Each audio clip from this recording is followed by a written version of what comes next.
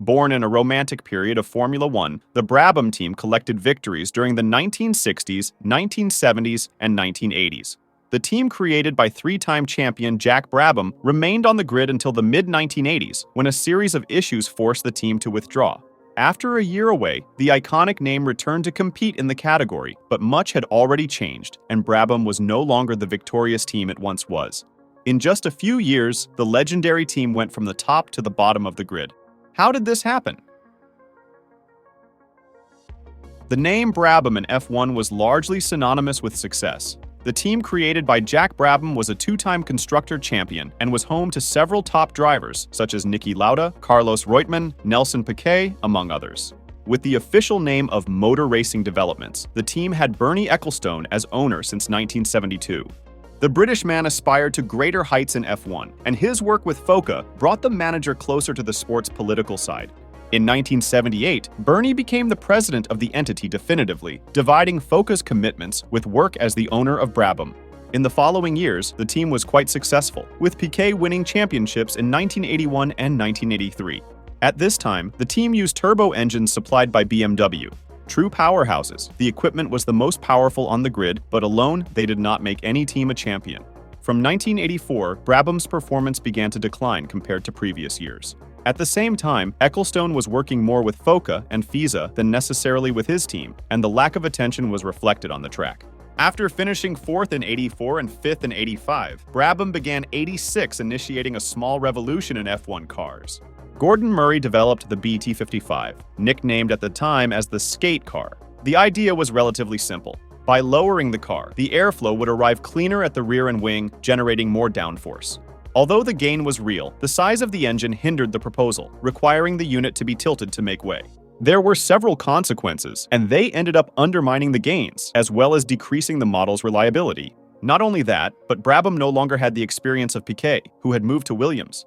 With Elio De Angelis and Riccardo Patrese at the wheel, the year ended up being disastrous for the team. Besides finishing the championship only in 9th position, Brabham also lost De Angelis in an accident at Paul Ricard. The Italian was replaced by Derek Warwick, who could do little. During the year, BMW announced its withdrawal from F1, mainly due to the restrictions that would be imposed in 87 and the future banning of turbos in 88. Due to the failure of the BT55, the team decided to produce its new car in a slightly more conventional way, using the engine in its original form.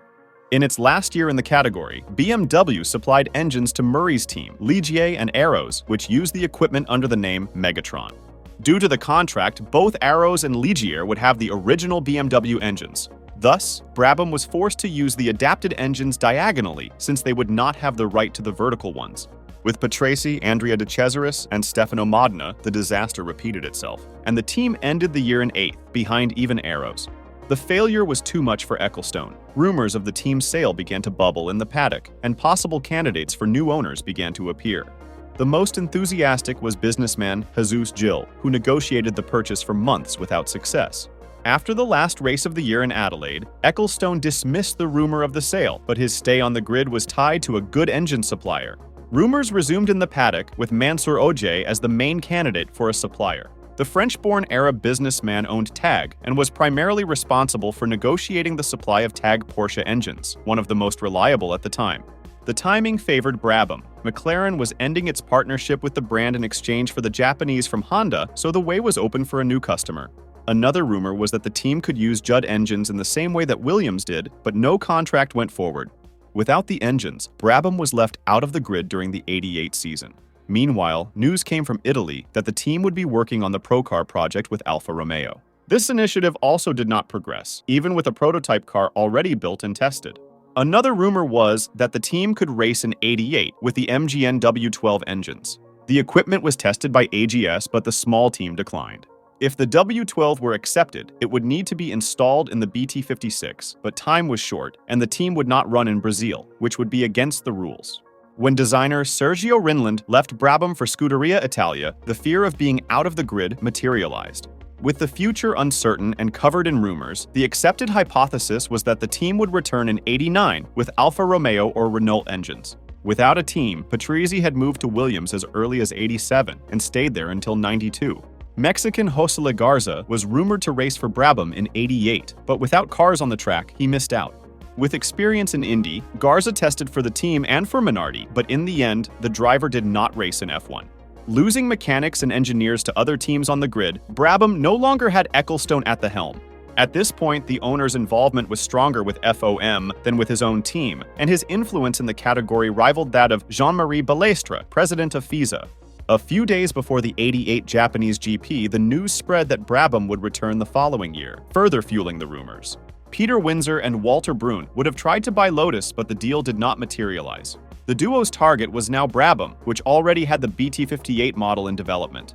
Rinland returned to the team and worked on the new car with John Baldwin, with Michele Alboreto, Modena, and Emanuele Pirro as driver candidates. During the Australian GP, Ecclestone confirmed the sale to Brune, who called a conference to officially announce the purchase. At the last minute, the event was cancelled, and rumors flooded the paddock again. A Swiss investor named Joachim Luthi emerged as a sponsor of the team, which had Modena and Martin Brundle as drivers for '89.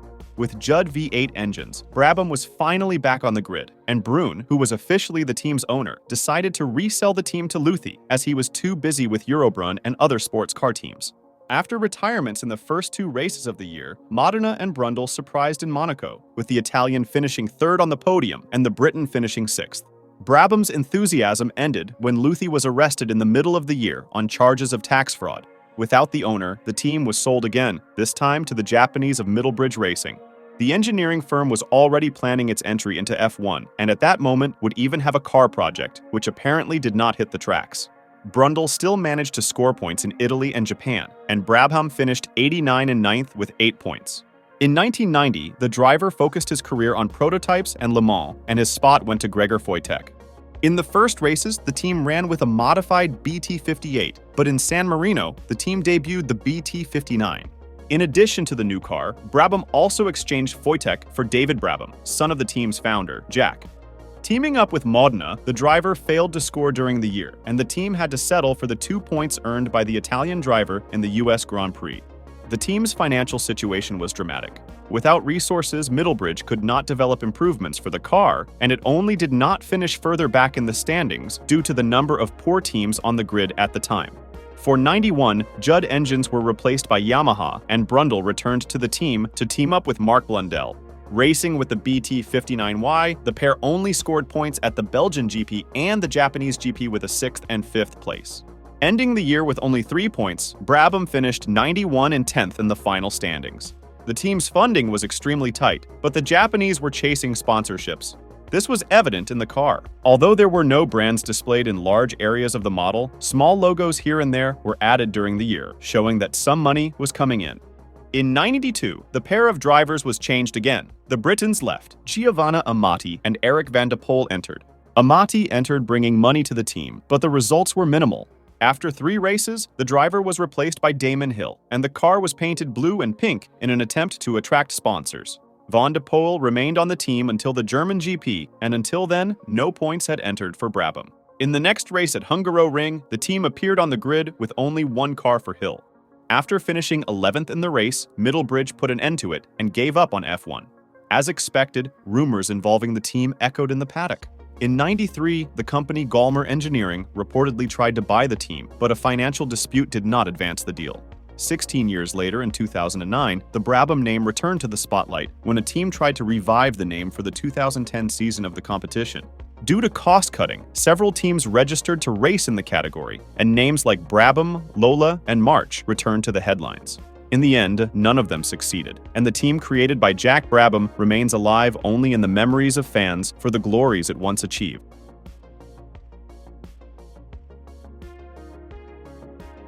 If you enjoyed the video and want more information about Formula 1, IndyCar, and others, subscribe to the channel. Questions, suggestions, or tips are always welcome. Leave them in the comments below. Until next time.